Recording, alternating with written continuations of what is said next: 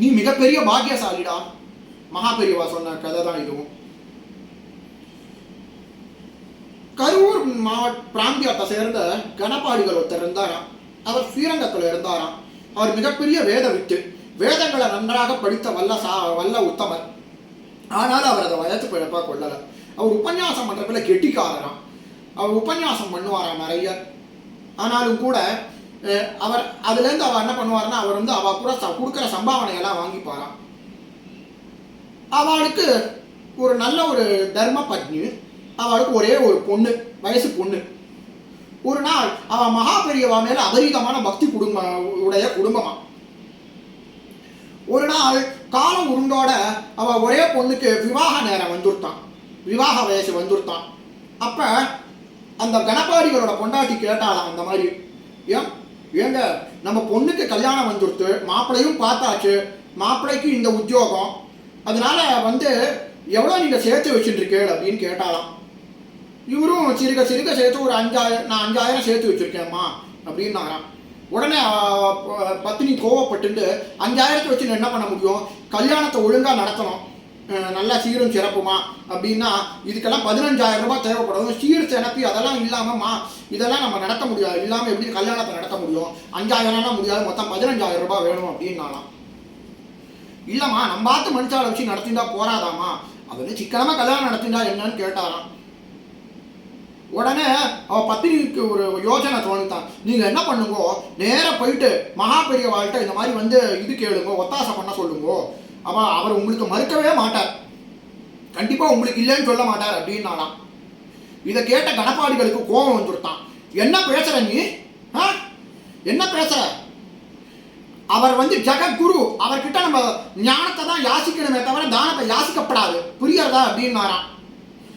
ஆனா இவன் காதுல வாங்கிக்கிறதா தெரியல, இவர் எவ்வளோ சொல்லி கேட்கலையா. உடனே கணபாடிகள் என்ன பண்ணாரா, மறுநாள் காஞ்சிபுரத்துக்கு என்ன பண்ணாரு, தன்கிட்ட மடிசஞ்சிகை, அதாவது ஆச்சாரமா துணிகளை வச்சுக்கிறதுக்குன்னு ஒரு பை வச்சுட்டு இருப்பா வைதிகாலாம், அது ஒரு பை மடிசஞ்சிகைன்னு பேர் இருக்கு. அதில் தன்னோட துணி தாழ்வை எல்லாத்தையும் எடுத்துட்டு ஒரு கம்பளி, அது மேலே ஒரு கம்பளியை எடுத்துட்டு நேராக அவர் அப்படியே என்ன பண்ணாரா, இங்கே அப்படியே திருச்சி ஜங்ஷனில் ட்ரெயின் பிடிச்சி நேராக அப்படியே செங்கல்பட்டு வழியா வந்து செங்கல்பட்டு வழியா பஸ்ஸை பிடிச்சி காஞ்சிபுரத்துக்கு வந்தாராம். அன்னைக்கு மடத்தில் ஏக கூட்டம், மகா பெரியவாளை தரிசிச்சுன்னு இருந்தாலாம். இதில் கணபாடிகள் என்ன பண்ணாரா, கையில் வந்து ஒரு மூங்கில் தட்டு நிறைய பழம் இது எல்லாத்தோடையும் சேர்த்து தன்னோட பொண்ணோட விவாக பத்திரிகை எல்லாத்தையும் எடுத்துன்னு வந்து நின்றுட்டு இருந்தாராம். கூட்டத்தில் எக்கச்சக்க கூட்டம் அன்னைக்கு ஸ்ரீமடத்தில். ஒரு நகர்றதா வழி தெரியலையா. இவரோ இந்த மாதிரி வந்து எப்போ நான் சேவிக்கிறதுக்குள்ள நேரம் ஆகிட்டே போக, அப்போ திடீர்னு அங்கே மடத்தில் இருந்த சிப்பந்தி என்ன பண்ணாரா, அப்படியே அவர்கிட்ட இருந்து வாங்கி வச்சுட்டாராம் சேவகர். உடனே கணபாடிகள், ஐயா அது உள்ள என்னோட பொண்ணோட கல்யாண விவாக பத்திரிகை இருக்குன்னு சொல்றதுக்குள்ள மகா பெரியவா என்ன பண்ணாரா, உடனே அவரை பார்த்துட்டு புன்முறுவல் பூத்தாராம். அட நீயா, அவரை நல்லா குசலம் விசாரிச்சாராம். குசலம் விசாரிச்சதுக்கு அப்புறம் என்ன விஷயமா வந்திருக்க அப்படின்னாராம்.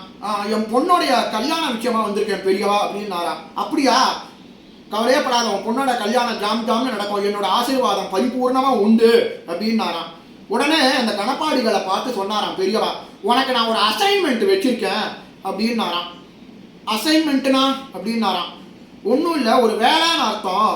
சில நாளைக்கு முன்னாடி திருநெல்வேலி பிராந்தியத்திலேருந்து ஒரு பட்டர் வந்தார். அந்த பட்டர் வந்து எங்கிட்ட இந்த மாதிரி வேண்டிண்டாராம்.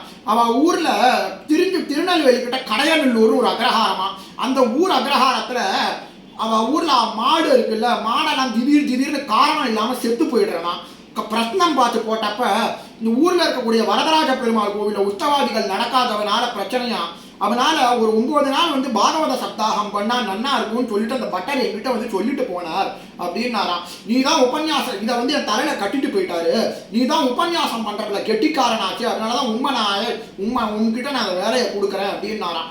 உங்க ஆத்ம பெரியவான்னு சொல்லிட்டு உடனே மகிழ்ச்சியோட ஏத்துட்ட கணபாடிகள் உடனே என்ன பண்ணாராம், பெரியவா சொன்னாராம், இந்த மாதிரி வந்து நீ என்ன பண்ணணும்னா, நீ என்ன பண்ணு, இப்போ நீ போய் என்ன பண்ணி நேராக சாப்பிடு, முதல்ல போயிட்டு உள்ளே போ, நேராக போயிட்டு சாப்பிடு. என்ன ராத்திரி திருநெல்வேலிக்கு டிக்கெட் வேண்டிக்கிறதுக்கு நம்ம மணப்பிலேருந்து பைசா வாங்கிக்கோ.